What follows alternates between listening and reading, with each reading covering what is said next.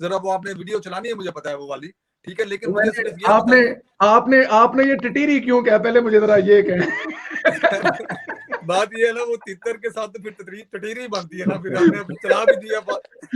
राष्ट्र साहब मुझे इससे हटकर ये एक मतलब के मीडिया पर इतना हाइप क्रिएट किया गया था हर मामले में कि इतने अरब अरब तो ऐसे थे राष्ट्र साहब, जब आप उतरते हैं ना वहां पे वो सऊदी अरब वाले एयरपोर्ट पे, वहां पे जो आपको अरब नजर आते हैं ना, वो वैसा ही कोई अरब वाला मामला था कि इतने अरब वहां दे दिए इतने। ये एक छोटा सा क्लिप है, क्योंकि अब नवाज शरीफ साहब की बात हो रही है, अल्लाह ने उनको जो फतह दी है, अल्लाह ताला की जात ने जो सुर्खरू किया है, तो एक छोटा सा क्लिप है, क्लिप जरा थोड़ा सा लंबा है, लेंथी है, 1-2 मिनट का, लेकिन इसको थोड़ा सने, इसमें भी अगर आप लोगों से 2 क्वेश्चन ले सकूं, जरा ये सुनिएगा प्लीज। खबर ये है, चाहे ये मुझे भुगतनी पड़े बहुत बुरी अल्लाह तरह, खैर करेगा, नहायत काबिल एतमाद जरा ये कहते हैं कि नवाज शरीफ साहब $500 बिलियन अदा करके मुल्क से बाहर गए, और वो ये भी कहते हैं कि इसमें से $445 बिलियन तो स्टेट बैंक में जमा हुए हैं। अच्छा। और $55 अरब का पता नहीं जो है क्या है, कहीं हुए होंगे, वो पता करेंगे, कोशिश करेंगे मालूम करने कहाँ गए। और वो ये कहते हैं कि जब कभी कोई नई हुकूमत आएगी और वो ये राज फाश करना चाहेगी, आखिर हर वक्त राज के फाश करने का एक वक्त होता है, तारीख अपने दामन में कोई भेद छुपा कर तो रखती नहीं है, तो ये साबित हो जाएगा कि उन्होंने पैसे दिए और उन्होंने कुछ और पैसों का वादा किया था। अब उनको कोई मूड नहीं अदा करने का, वो नहीं आएंगे बिल्कुल कतन, और उस दिन का इंतजार करेंगे कि जब कोई ऐसी हुकूमत आ जाए, कोई ऐसी सूरत हाल हो जाए।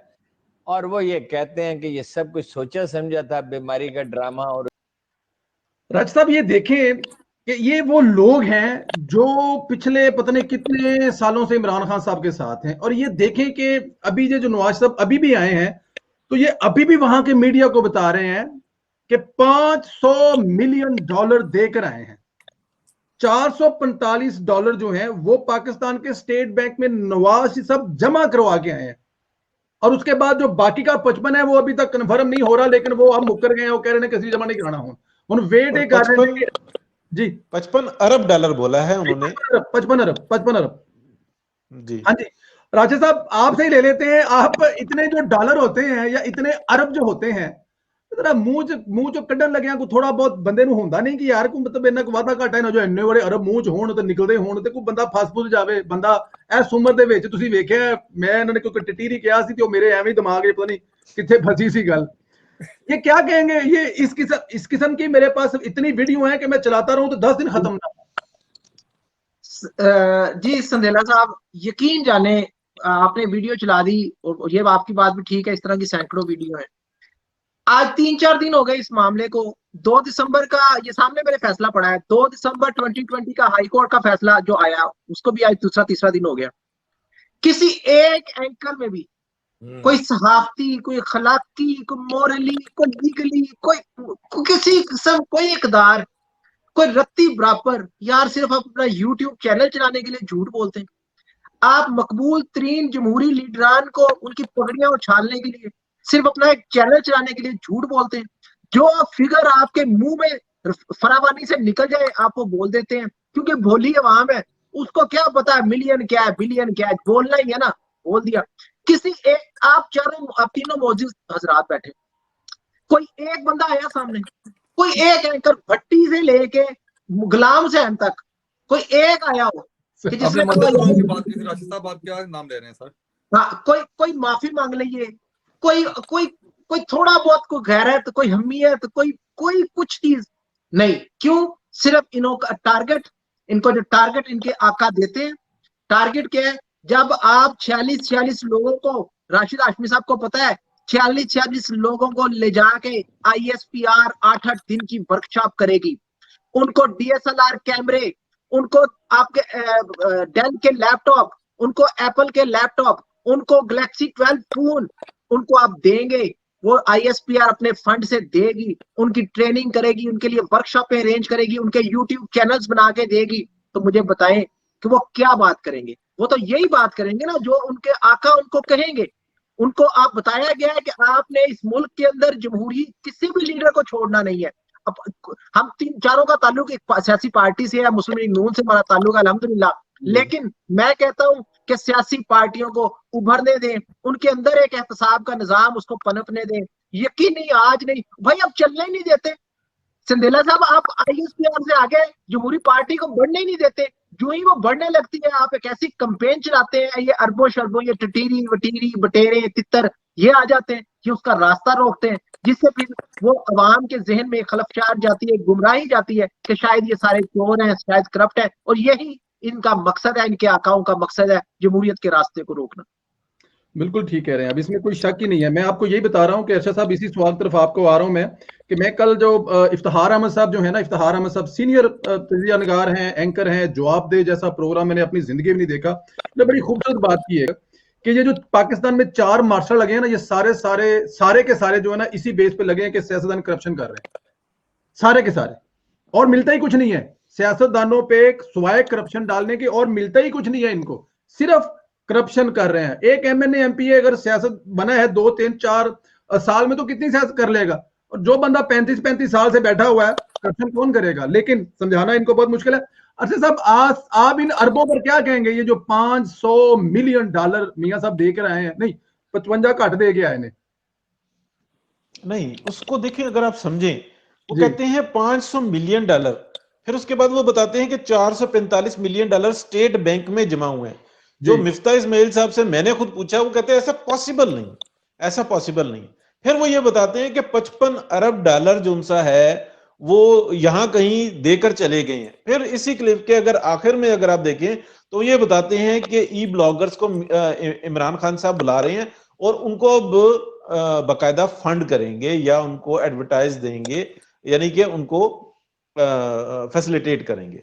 फिर उसके बाद ये भी बताते हैं कि मियां नवाज शरीफ की 300 प्रॉपर्टियां हैं और वो पता चल गई हैं, और वो बड़े बावसूख जराए से, और ये और वो सब कुछ। यानी कि आपको इसके अंदर नजर आता है कि एक ऐसा प्रोग्राम जो अब नाकामी की तरफ जा रहा है, कि पाकिस्तान को डिफॉल्ट करवाना है, पाकिस्तान की अंदर हुकूमत और अदालतों की बातों की हैसियत को खत्म करना है, पाकिस्तान की अवाम को गुमराह करना है। ये तमाम चीजें जो उनसी है ना, पै दर पै अगर आप जोड़ें तो ये चीज समझ में आती है। अब पॉजिटिविटी कहां पे नजर आती है? आप देखें कि मियां नवाज शरीफ को जब फैसला सुनाया जाता है और वो लंदन में होते हैं, बेगम कुलसूम नवाज जो उनसी हैं वो बिस्तरे मर्ग पर होती हैं, तो कायद क्या करते हैं? वो अपनी बेटी को साथ लेते हैं और पाकिस्तान आ जाते हैं। फिर वो हर हद तक जो उनसे ना तकलीफ सहते हैं।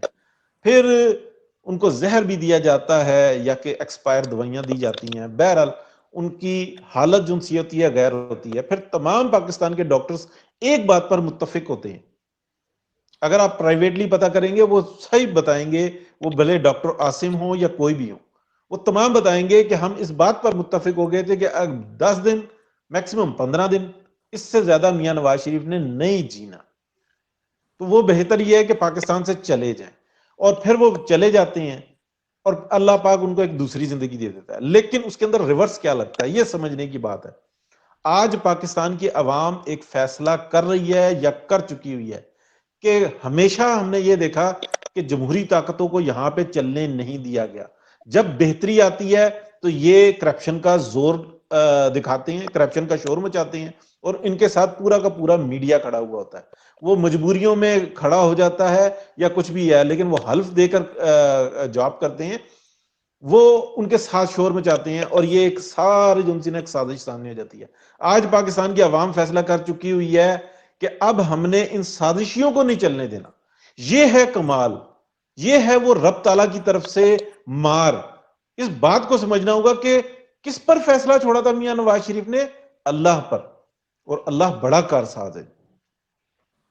और ये भी कहा था कि फैसला तो मुझे ऑलरेडी पता है, मैं सिर्फ देखने आया हूं कि यहाँ ये पे आप अरशद परवेज साहब ने ये बात की है, अगर आपकी इजाजत हो मैं सिर्फ वन लाइनर कर दूं यहाँ पे आपको एक। परवेज साहब, आपके प्रोग्राम के प्रोसेस से मैं आपको कल का एक वाकया सुनाता हूँ कायदे मोहतरम का। मैं जरूरी समझता हूँ कि मैं वो आपके नाजरीन भी सुन लें, आपके पैनलिस्ट भी सुन लें। कल जब कायदे मोहतरम से इस बारे में बात हो रही थी कि मियां साहब ये फैसला इस तरह से आया है, तो वो अरशद भाई की बात से मुझे याद आ गया। आपको पता है जब ये बात हुई तो उन्होंने क्या कहा? बड़ा ही खूबसूरत जुमला, बहुत ही खूबसूरत जुमला। उन्होंने सबसे पहले कहा अल्हम्दुलिल्लाह, सुभान अल्लाह। दूसरा जुमला उनकी जुबान पे था बेशक अल्लाह ताला इज्जत और जिल्लत का मालिक है, और उंगली कायदे मोहतरम की यूं आसमान की तरफ। माशाअल्लाह। इससे बाद मैंने कायदे मोहतरम की जुबान से इस बारे में बैठे हुए कुछ, यानी कि आप देखें उस शख्स का तवक्कुल, सब्र। संदेला साहब, किसी ने 2 महीने जेल काटी हो ना नजायज, तो बाहर आके वो खप पा देता है, ओ यार अदालता नहीं हुआ, मैं मर गया, मैं लुटिया गया, मैं बर्बाद हो गया, मैंने नजायज कर दिया। वो शख्स 21 साल से जलावतनियां, सजाएं, अपने प्यारों के जनाजों को कंधा नहीं दे पाए, और उन्होंने सिर्फ ये बात कही कि अल्हम्दुलिल्लाह, बेशक अल्लाह ताला इज्जत और जिल्लत का मालिक है। यार, हम अगर उस शख्स की अभी भी कदर नहीं कर रहे ना, तो फिर एक सवालिया निशान हम 22 करोड़ लोगों पे जरूर है कि हम कुछ ना कुछ खो रहे हैं। मियां मोहम्मद नवाज शरीफ को अगर हम उनको उस तरह से कदर नहीं कर पा रहे, तो कुछ ना कुछ खो रहे हैं, ये तारीख जरूर बताएगी। बिल्कुल ठीक कह रहे हैं आप, शक ही नहीं है, फर्क बड़ा वाज़ेह है। प्रोग्राम के आखिरी हिस्से में एक चीज और डिस्कस करना चाहता हूं आप लोगों तीनों से, दोस्तों से, क्योंकि टाइम हमारा तकरीबन हो गया है।